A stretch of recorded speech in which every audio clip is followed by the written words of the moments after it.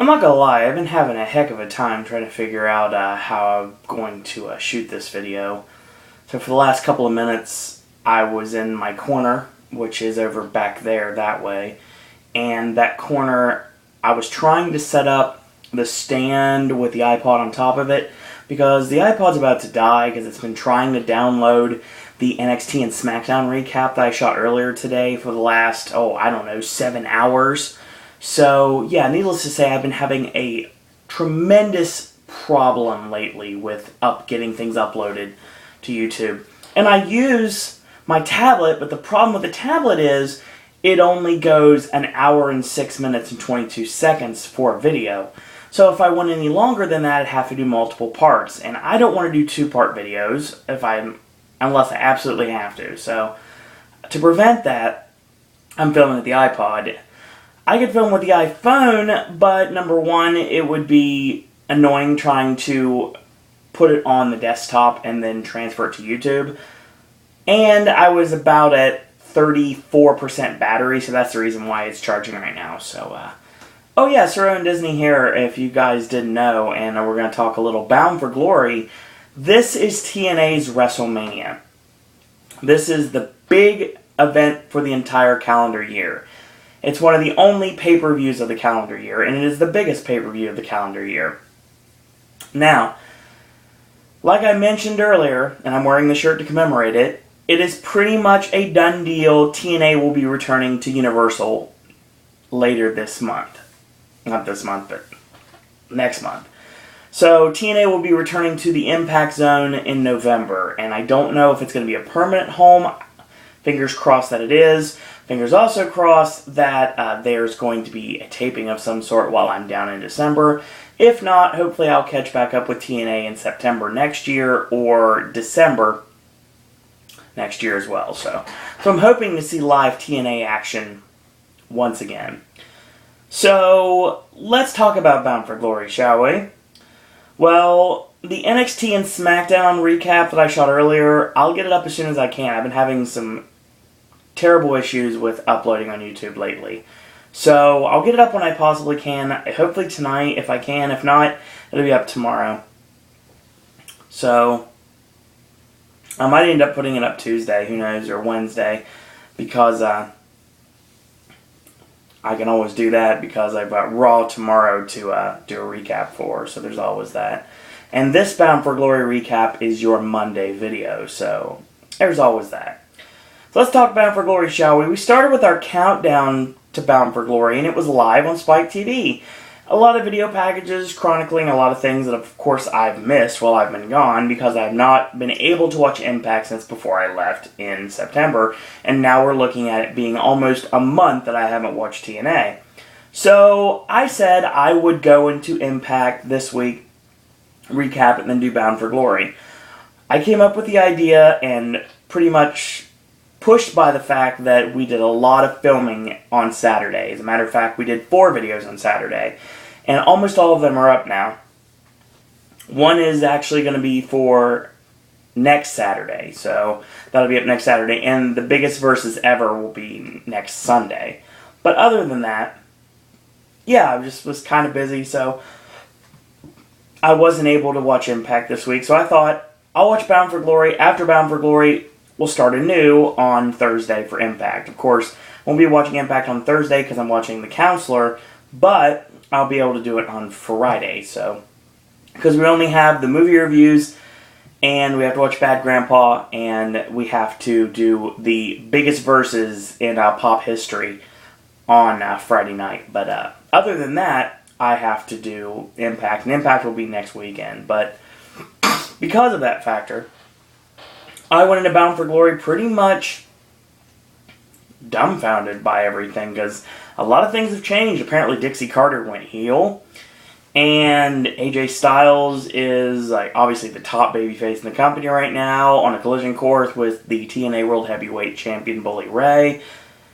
And of course you have all sorts of craziness. You have Eric Young and Joseph Park are now a tag team somehow, and apparently Derek Bateman signed with TNA, and now he's calling himself Ethan Carter III. the nephew of Dixie Carter, EC3, and he'll make his debut tonight in ring. So we have that. Kurt Angle getting inducted into the Hall of Fame, so Bobby Roode took exception to this, and he wants a piece of Angle, so Bobby Roode and Angle. Plus, Magnus wants to make himself famous on the grandest stage of them all in TNA, and he wanted to face off against Sting, so we get Magnus and Sting. So, a lot of things have happened while I've been gone, so I'm sorry I'm not get to recap those things. I'm sorry I missed so much NXT, too, so I'll try not to be as behind and only miss the 2 weeks I'm down in December and not, like, after I come back, I'm like, yeah, I'm going to be lazy. I'm just not going to watch TNA. I'll watch NXT later. It's no big deal. But no, I'll try not to do it this time around. So I'm in my lounge gear today. I'm rocking my brand new sweatpants because it's sweatpants weather. It's like 50 degrees outside, probably colder by now. So yes, it is now officially shifting into the winter months here. So because of that, I'm not wearing shorts today. I'm actually wearing sweatpants, which is kind of sad because I'm used to wearing shorts everywhere when I'm inside. Not obviously I don't wear shorts like when it's like 30 degrees. I'm not dumb. But, I mean, that's just how it works. And I'll probably wear shorts all the time when I'm home in December. It kind of depends on how the weather goes. I'll probably take a bunch of shorts and maybe a couple pairs of jeans just so I am covered in case it's too cold at night. But let's talk Bound for Glory. Countdown to Bound for Glory had one match. The pre-show match for Bound for Glory was a four-way dance to determine who would be the challengers to Cowboy James Storm and Gunner's TNA World Tag Team Championships at Bound for Glory. So they did a gauntlet, and they set up that the Bromans got the 4th seed, so that would mean they're the last team in, so they're the last team to actually go in. And then Eric Young and Joseph Park, they drew number 3, so that means that we're going to start off our gauntlet with Chavo Guerrero Jr. and Hernandez against the Bad Influence. And everyone knows how big of a mark for Christopher Daniels I am. Now, let's start off this gauntlet match, shall we? Go midway through the match, Hernandez hits the Canadian backbreaker drop on Daniels. He goes to hit it on Daniels, and Chavo picks up Kaz and puts him on the shoulder, and they nail a double Canadian backbreaker drop on the Bad Influence. Hernandez gets up on the ramp, charges in, nails Air Mexico on Daniels, and there's a flying body press by Chavo on Kaz. Whip in reverse, charges in, gets the boot up, and clotheslines Kaz off the ring apron.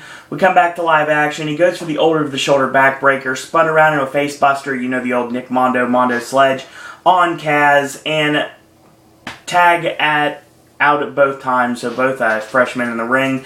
Dropkick, whip in reverse, tilt-a-whirl, spun around into a satellite head scissors takeover. Kaz makes a save so Daniels doesn't get pinned by Chavo. So they go with a double whip on Hernandez. Hernandez breaks the grip, nails a double line, but Kaz ducks down, and Daniels is the only one who gets hit. Nails a boot off the ropes, and Kaz gets nailed with a pounce. He charges in, they low bridge, he goes over the top to the floor, does Hernandez. Boot in the midsection on Daniels, goes for the Three Amigos, and he goes up top for the frog splash. Kaz shoves him off into Daniels, roll up with the tights, 1, 2, 3, and the Bad Influence move on in the gauntlet. So they're going to be facing off against Joseph Park and Showtime Eric Young. So, double whip on Kaz, double back elbow, and Eric Young drops the elbow, Park with a big splash, scoop slam, and Daniels clips the knee out from under him when he goes for another slam. Tag into Daniels, and he slams the face into Kaz's boot, propped up in the corner, obviously. Tag back into Kaz, nails a slingshot elbow to Daniels. Kaz with a slingshot leg drop, 1, 2, and no, he kicks out. So tagging to Eric Young, hot tag Eric Young comes in, discus clothesline on Daniels, and he knocks Kaz off the ring apron. 10 punch on Daniels, and whip in reverse, goes up and over the shoulders, slides to the legs, and a belly-to-belly suplex on Kaz. On Daniels, Kaz makes the save, sorry. Whip in reverse, he goes over the top, and Kaz goes to the floor. So Daniels, the STO, goes up for the best moonsault ever, and he lands on his feet. Whip in to the Samoan drop of Joseph Park, and Young makes the cover because he is the legal man. 1, 2, 3, and the bad influence have been eliminated. Yeah, that was a bad booking decision. Kaz with fade to black on Eric Young, and they double whip Joseph Park into the steel structure set up for Ultimate X, which is going to be your opening match on the pay-per-view. And Brian Helpner calls for help from the back. Joseph Park gets help to the back, so it's going to be Eric Young facing off 2-on-1 against the Bromans, who are the final team in this gauntlet match. The Bromans are accompanied to the ring by Mr. Olympia himself, Phil Heath. So, yeah, that's pretty much sets up right there. So they help Park to the back. He has a busted lip, and he looks like he's seen his own blood. And we know what happens when Joseph Park sees his own blood. So, Robbie E. covers Eric Young to try to get a quick win. And he kicks out on 2 separate occasions. Tag into Jesse Goddard's, and an elbow to the back of the neck. Whip him in, and a back elbow makes a cover 1-2 and a kick out. So, Whip in, ducks the back elbow, and both men have the same idea. Both men go down courtesy of a double clothesline. So, tagging to Jesse, he charges in, and he misses, whips Robbie E in with a flying forearm. Scoop slam, goes up top, flying elbow from EY. Jesse makes a save right at 3, and they nail kind of a double team flapjack, but it's kind of like only one-sided at this count, and they nail a version of the heart attack clothesline. And they get the win. So the Bromans will be going on to Bound for Glory to face off against the TNA World Tag Team Champions, Cowboy James Storm and Gunner. So we get our first match of the evening on the actual pay-per-view.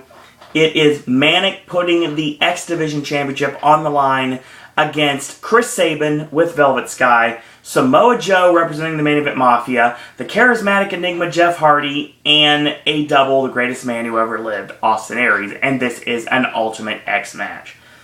So, this is Jeff Hardy's first Ultimate X match. Manic, Sabin, Joe, and Aries are all no stranger to this contest. As a matter of fact, Chris Sabin has won 7 Ultimate X matches his entire career. So that is crazy, to say the least. We move our way through the match. High spot after high spot in this match. Oh, before I'm going to start calling this, Manic hits a diving Rana, and he Rana's Sabin over the top rope to the floor, and it looked really awesome, but that was before I started writing. So Joe with the snap jabs on Aries in the corner, puts him on the buckle, goes for the muscle buster, gets countered into the crucifix driver, and there's the IED on Hardy, and IED on Joe, and then IED opposite side on Hardy, charges with the IED on Joe, and he goes for the brainbuster on Joe, gets countered in the coquina clutch, and the rear naked choke is locked on, and he swings with it momentarily. Manic climbs up, and Joe pulls him off the cables into an inverted atomic drop, Yakuza kick, senton backsplash on Manic, and Sabin drop kicks Joe in the back of the head. Whip in, Hardy catches him, whisper in the wind, and that's nailed on Sabin. So he gets the ladder, does Jeff Hardy from under the ring. Sets it up mid-ring and he climbs. So yeah, he's turning in the Ultimate X match into a ladder match. So Joe climbs up, they trade blows, and he knocks him off. Hardy with long day. Aries with a missile dropkick sends Samoa Joe off the ladder to the canvas.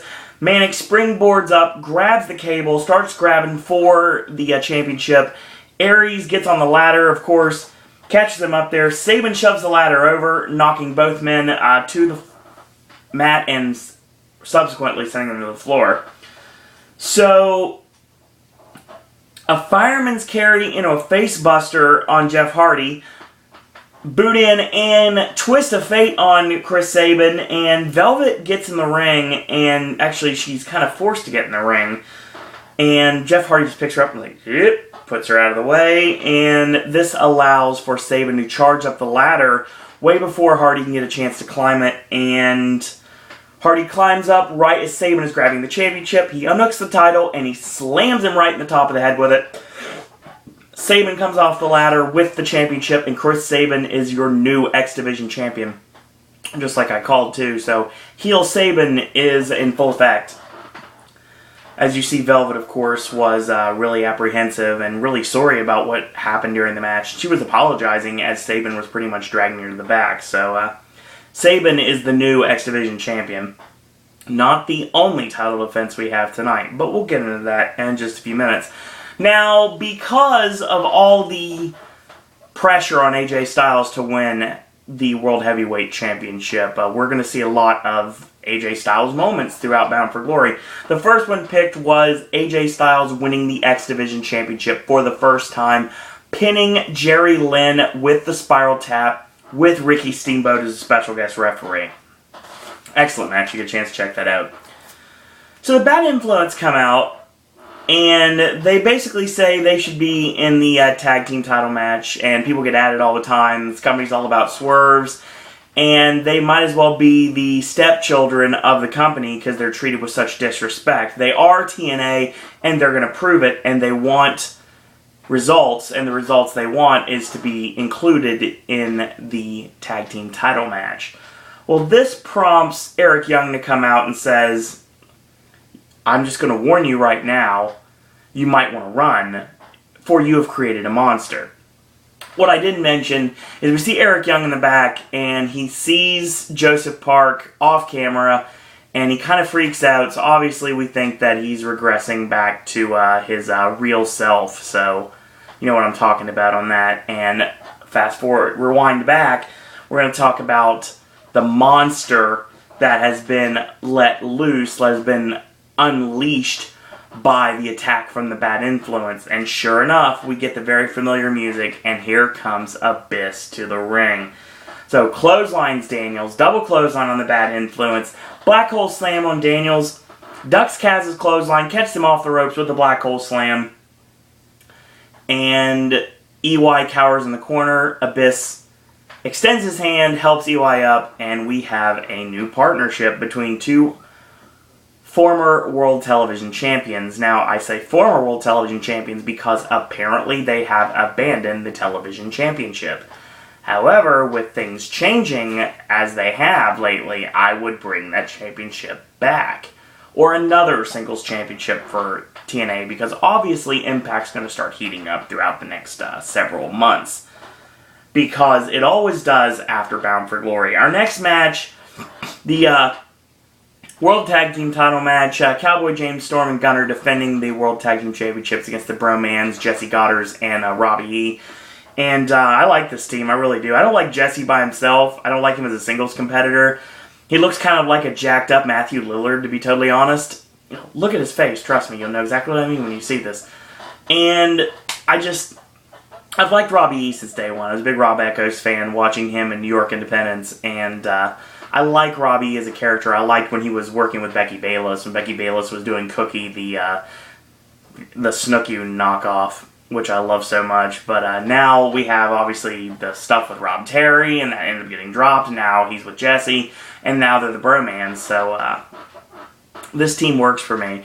And it was interesting to see because I was calling the Bad Influence to win, and immediately when I thought, I was like, you know, Daniels and Kaz have to get on the pay-per-view somehow, other than getting squashed by Abyss, but that's another story altogether, another story for a different day.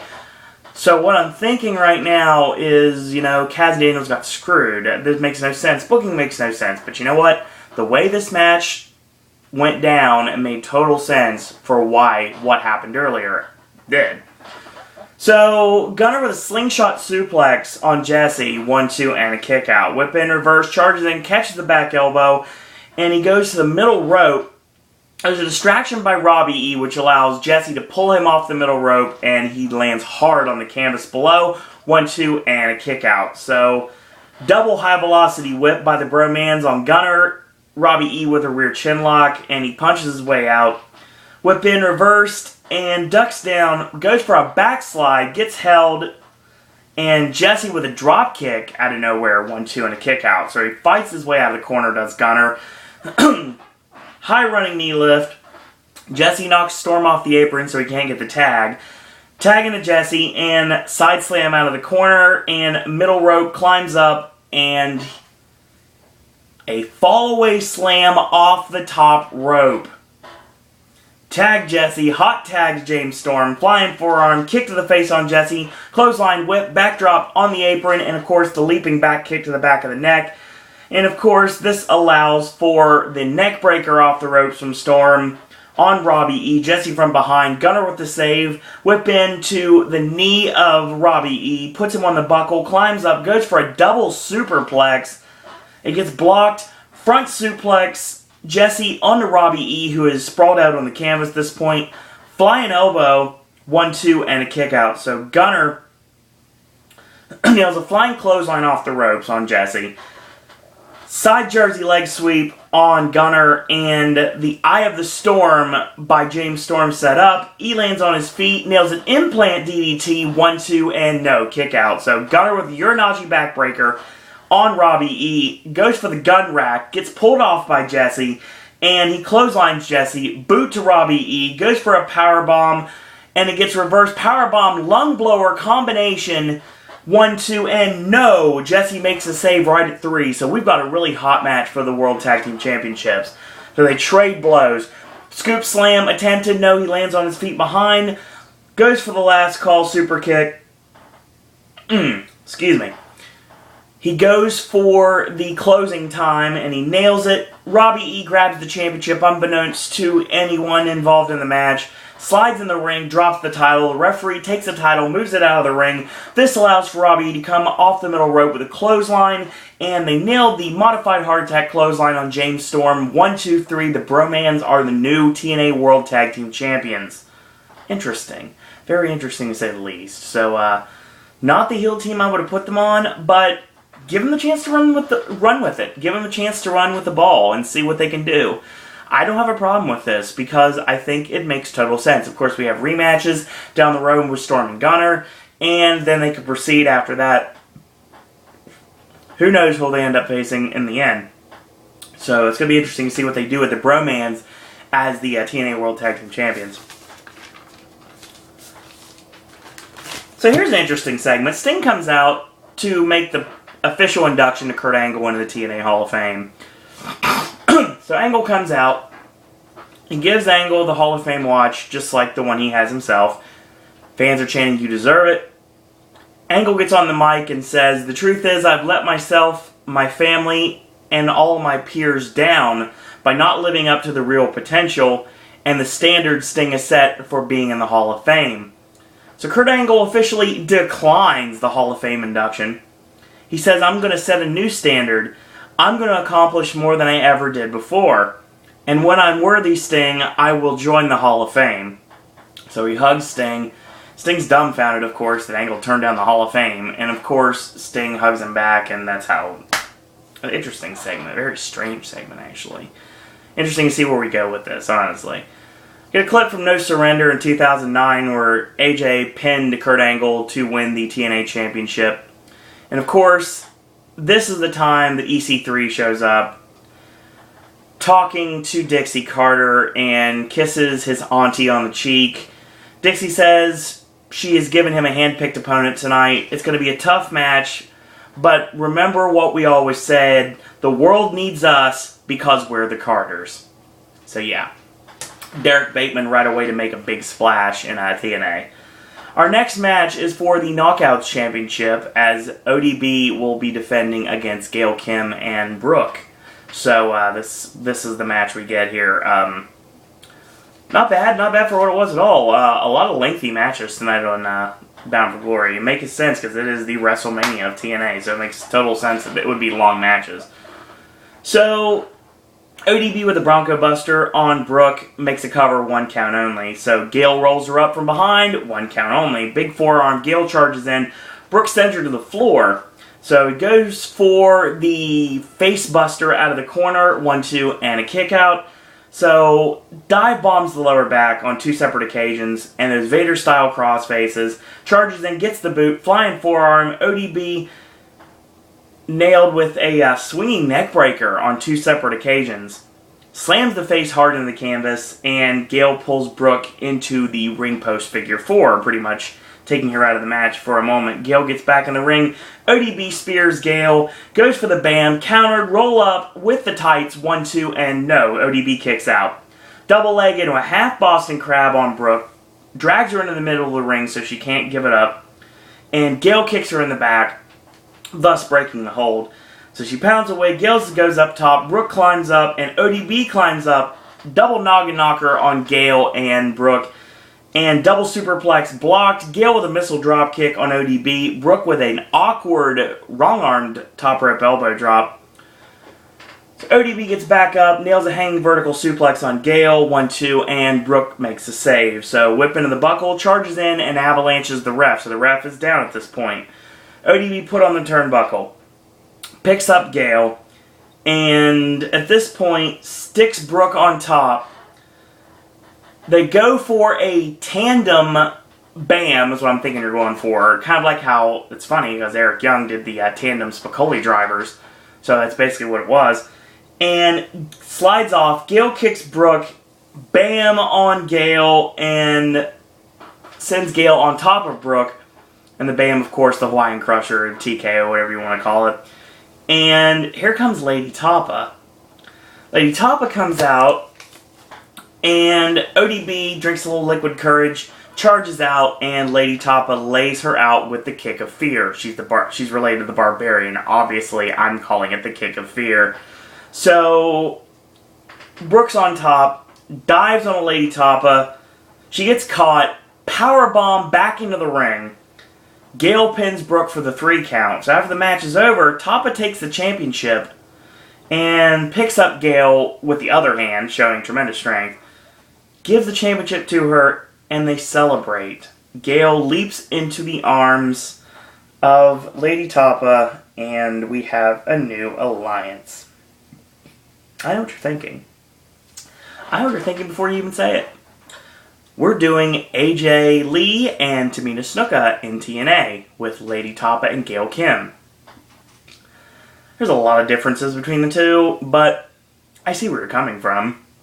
That's where everybody is going to say, come tomorrow, or even tonight, to be totally honest.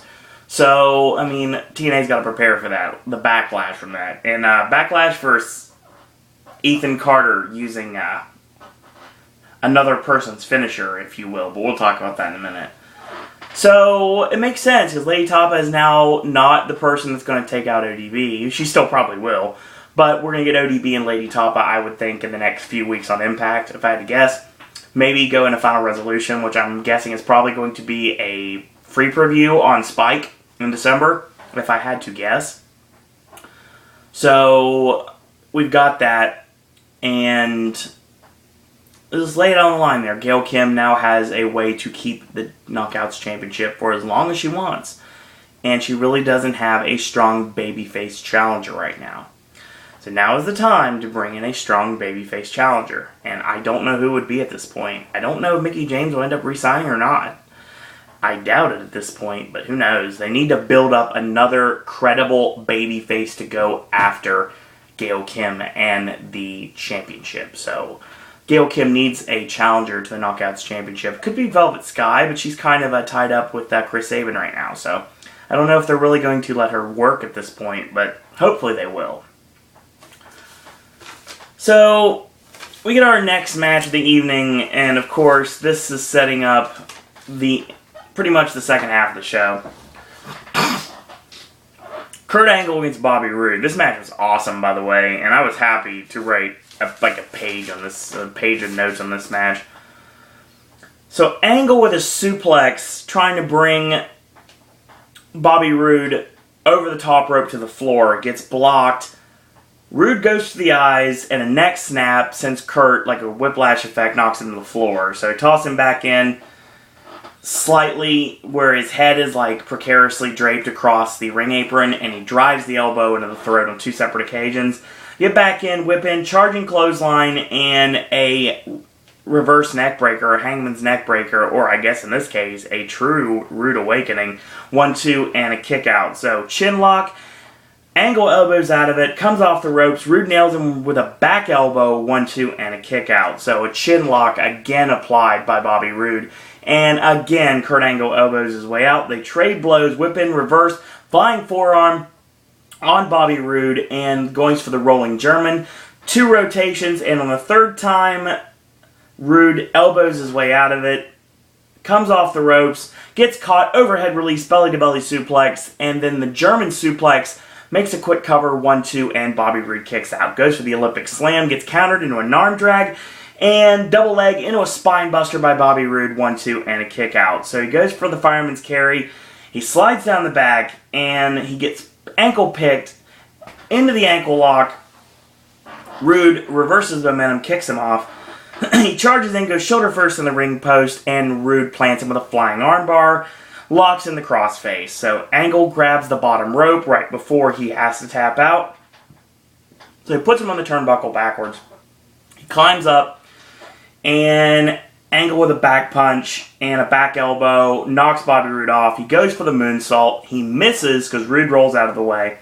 Goes for the crossface, and during the crossface, Angle goes to grab the ankle, gets countered into the ankle lock, roll out, reverse into the crossface from Bobby Roode, and Angle bridges back 1-2 and a kick out, reverse pinfall attempt by Bobby Roode on Angle, 1-2 and a kick out. So backslide is countered into a clothesline out of the corner, churned around into the crossface from Bobby Roode. So again, a bridge back counter into the Olympic Slam out of nowhere, 1-2, and at 3, Bobby Roode kicks out. So they trade blows while they're on their knees. They get up to their feet, they trade blows on their feet. German suplex, he keeps the grip, going for the locomotion German suplex. Referee's distracted momentarily, and a back kick to the groin from Bobby Roode. Roode with a fireman's carry into a Spicoli driver, 1-2, and almost kicks out at 3. So he goes again into the sunset flip, countered into the ankle lock, and he kicks him off, counters into the grapevine. So he has the ankle lock applied, and Bobby Roode is about to pass out, and he actually does pass out, or at least we think he passed out. And this is great booking for this match. So he goes to wake up Roode to check his arm to make sure he's not out. He raises the arm, and the arm lands on the bottom rope, thus breaking the hold. Brilliant right there, brilliant finish. So he puts him on the turnbuckle, he climbs up, Angle hits an Olympic Slam off the top rope. Both men are down. Down and out at this point. Angle's not moving. Bobby Roode's down. Roode starts to stir, gets up about the count of 9, falls on Kurt Angle, hooks the leg slightly, 1, 2, 3, and Bobby Roode wins the match via pinfall. What an amazing contest between these two. So Angle goes to get stretchered out. They put a neck brace on him. Angle takes it off. He gets on the gurney, and Angle wants to walk out on his own power, and he does so. So, tremendous match between these two. It's going to be interesting to see what happens with Angle's road after Bound for Glory, where we're going with this. Obviously, Angle's going to be more rejuvenated and going after the World Championship, because that's pretty much what he said when he turned down the Hall of Fame, that he was going to exceed anything he has done in his previous time. So we'll see what happens with that, honestly. And our Bound for Glory AJ clip this time is from 2009, where AJ faced off against Sting. So we get our next match, and it is the debut of Ethan Carter III, formerly known, of course, as Derek Bateman, and he's going to be facing off against Dixie Carter's hand-picked opponent, Norv Furnham.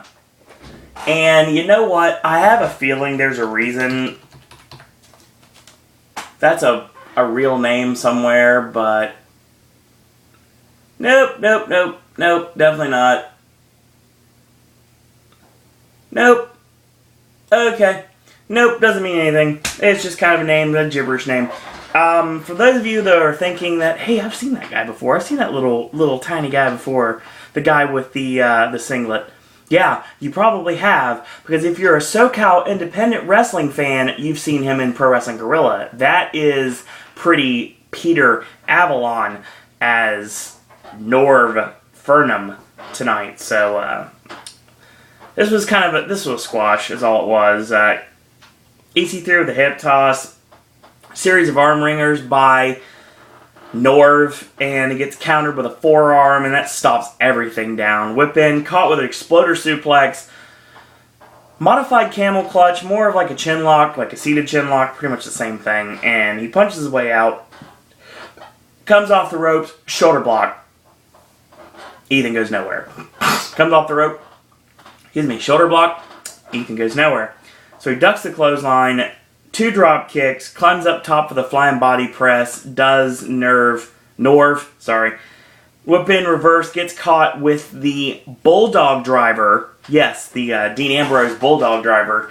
And you know, I probably should have done this before we went on camera, but I'm going to just do it on camera because you know what? I want to. Derek Bateman, of course, using this finisher, and actually it is called the, we'll go with what he called it in WWE. It's called the Mantastic. So, yeah, we'll go with that. We'll go with Mantastic. It works fine. It works fine with the gimmick, the fashion plate gimmick. I think it works fine, so we'll call it the Mantastic, and that's the finish. So, the Bulldog Driver finishes off Norv Furnham. Oh, by the way, PWG fans, I want to tell you something that you probably are not aware of, or you actually might be aware of, because the pay-per-view is already over now. And when this video is up, God knows how long it's going to be till I actually get it up. So, because we're having some issues with that, to be totally honest. So, we had an open contest that was not the 4-way match. Oh no, there was actually another match that was held before the match started. And this match actually was a knockouts match for 2 superstars that are, I gotta figure out what their names are. Hold on.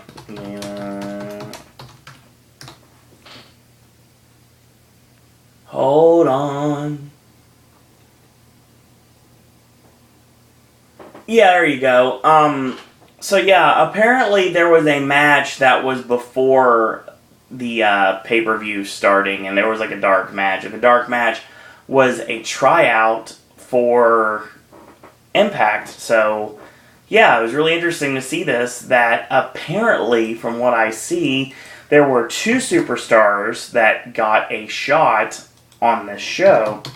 These superstars would be Candice LeRae, also from PWG, and the other superstar, I'm trying to cover this. I know you guys are yelling at me right now, yelling at your computers. Sorry, I gotta remember here. What is it? Where are you? I gotta find it here. Where are you? Hold on, let me check this. Wow,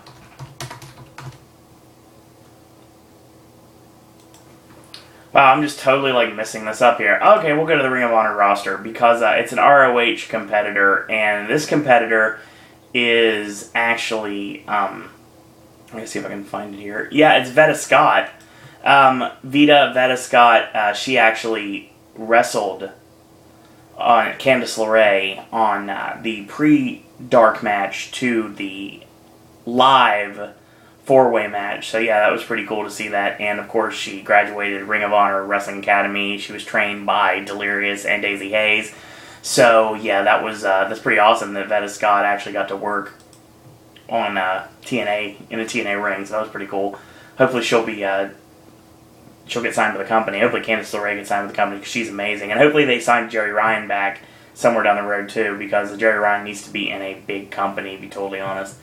Not to say these companies aren't big in their own way, but yeah, it needs to be in a big company. So, interesting to see what's going on with EC3. Obviously, he's going to be like a hired gun for the Carters, if I had to guess. And, again, I don't really have a problem with that because you got to give him a high-profile feud to start him off. Nothing really there yet. I think that there's a possibility.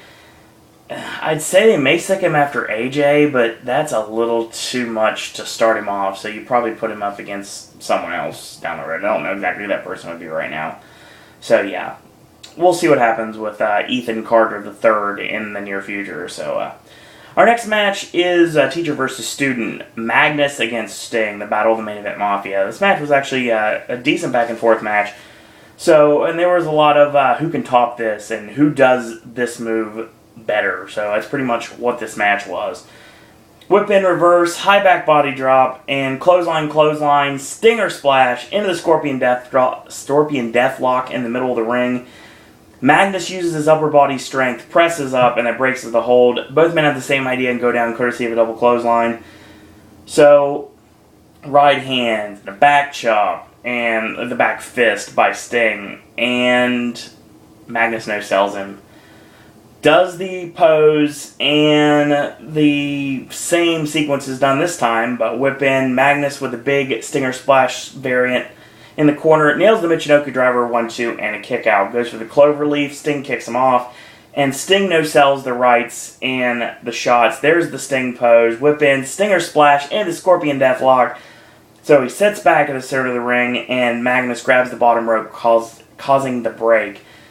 Goes for a stinger splash, gets caught with a European uppercut, and Scorpion Death Drop by Magnus on Sting, and top rope elbow, 1-2, and a kick out. So he goes up top for the elbow again. Sting this time rolls out of the way. Scorpion Death Drop is locked on, but he grabs the ropes, and vicious elbows, like dazes Sting momentarily. 3 vicious ones, knocks Sting down, and Sting gets back up. He tells Magnus to bring it on, give him his A game. So he ducks the right hand into the Texas Cloverleaf in this case, sets back in the center of the ring, and Sting actually tapped out. So Sting loses clean to Magnus at Bound for Glory. That was the right booking decision anyway. And Magnus gets to celebrate, goes to opposite corners and celebrates his victory. Sting goes to shake his hand. He kind of just like half-heartedly shakes his hand and leaves.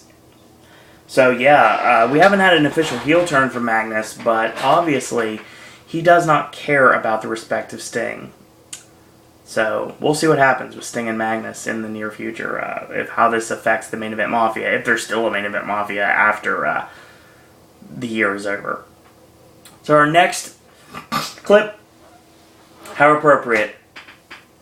Taking us into our main event when AJ and Magnus battled in the finals for the Bound for Glory series at No Surrender. You know, the pay-per-view after the pay-per-view in September.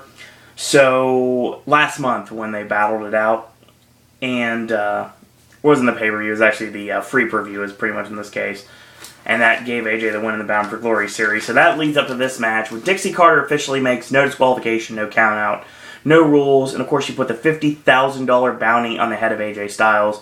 Bully Ray, not really a big fan of Dixie Carter, obviously, but he wants to collect the bounty. So we get this match, AJ Styles taking on the TNA World Heavyweight Champion, Bully Ray. So, right away, AJ goes for the calf killer on Calfzilla, mind you, and Garrett Bischoff hits the ramp and slides in the hammer to Bully Ray. AJ chases after him. Bully grabs the hammer. AJ gets back in the ring, and Bully goes for the swing, and AJ kicks the arm, making Bully drop the hammer. AJ grabs the hammer, swings at Bully, and Bully blocks it with an overhand chop. So, vicious overhand chops for the world champion, and he mocks Hogan with the and overhand chops, and then over and over again, and then a huge knife edge chop drops AJ. So, he comes back up, slaps Bully right across the face, daring him to hit him back. So, an overhand right from the world champion, and big clothesline out of the corner, overhand chop off the ropes, drop kick to the knee, and he goes up top, does AJ, Nux hits the ring, and AJ's pretty much being dared to jump. So AJ dives in, gets caught, Goozle, huge choke slam from Nux.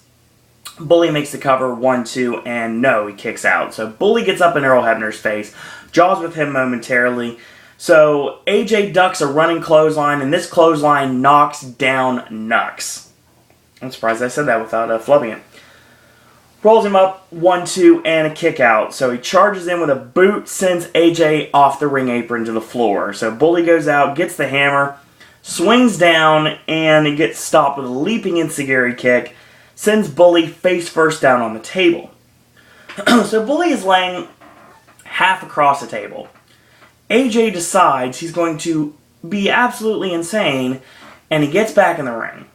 Springboards off, goes for the springboard 450, Bully moves out of the way, and AJ goes face first through the table. It looked incredible and incredibly painful. So, Taz handed Bully Ray a knife, and what did Bully do? He went all Tank Abbott on him and stuff. No, he didn't do that. He cut the ropes that, of course, hold down the canvas, and I know because I've set up many rings in my day, and this, of course, allows him to pull back the canvas and pull back the protective mat and pull back the foam padding, revealing the various 2x4s that are now part of the ring. We've done this numerous times. Obviously, Bully has now become a huge fan of the unprotected pile driver finish. That's how he beat Sting, actually. So, you know we're going home on this, obviously, because you're not going to leave the ring like this for a long period of time. So you know this is the go home. And sure enough, it is. So he calls to the back, and after Bully Ray in the in between matches, he does a promo, and he's talking to people we don't see off camera. Basically alludes to the fact that he's talking to some people that we haven't seen in a while, that they think Aces and Eights are done, you haven't seen anything yet, and just because you think they're gone doesn't mean that they are. So, pretty much thinking somehow, some way, that Lou Gallows, Devon, and Mr. Anderson are all standing back in the shadows waiting to attack, which, of course, never happens. So, obviously that didn't happen, and Bully was just kind of trying to throw us off the path. So, he calls to the back, and Dixie Carter comes out, stands on the ramp, and she gives Bully Ray a chair, courtesy of a ringside attendant. And AJ springboard forearms the chair back into the face of Bully Ray. Goes for the springboard 450. This time hits it, makes the cover, and Dixie stops the count, so won't allow Henry to make the count. But he does anyway. 1, still Jaws. 2, still Jaws. And at 3, no, Bully Ray kicks out. So AJ sets up the Styles Clash. And Bully Ray lifts him up and back body drops him onto the exposed wooden boards. Goes to the middle rope, and I'm thinking Bully's going to take a hellacious back bump in a couple minutes. No, it was not to be. He actually hit the leaping senton off the middle rope for the first time. Makes the cover, hooks the leg 1, 2, and at 3, again, AJ kicks out. So Bully with a chair shot to the lower back on 2 separate occasions. So he sets up a powerbomb. Powerbomb, he gets him up, AJ lands on his feet. Bully charges in, he misses, he goes out of the way, and Pele kick on Bully Ray. AJ hits an unprotected chair shot on Bully Ray, knocks him down. AJ climbs the top rope, nails the spiral tap, and 1, 2, 3. We have a brand new TNA World Heavyweight Champion. And AJ, of course, smartly leaves to the crowd. So, it was never in question AJ was winning the World Championship at Bound for Glory, and sure enough, we got there, and that's exactly what we're supposed to do. So where do we go from here? Well, we have new World Champion, we have new X Division Champion, you have a new Knockouts Champion, you have new World Tag Team Champion, so every single championship changed hands at Bound for Glory. Something that is unheard of to happen at WrestleMania. So, basically we have a new direction for the company. Completely new direction for the company. Abyss is back, so maybe we've seen the last of Joseph Park. Abyss and Eric Young teaming up against the Bad Influence, I think that's going to happen on Impact this week, if I had to guess.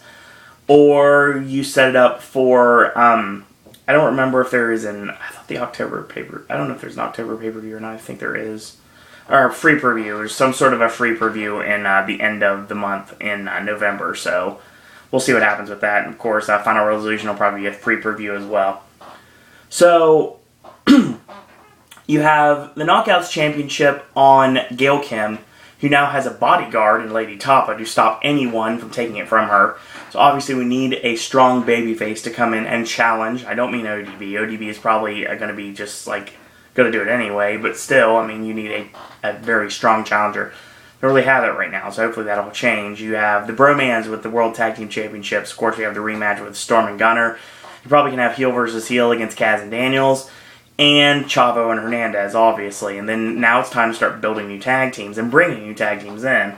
So, that's the direction you go with that. X Division Championship is on heel Sabin. So, yeah, Sabin is not heel yet, but I think he's pretty much leaning towards the dark side. So, if Sabin has a bone to pick with Manic, Manic will get a rematch, obviously. Sabin obviously is going to have matches with Jeff Hardy.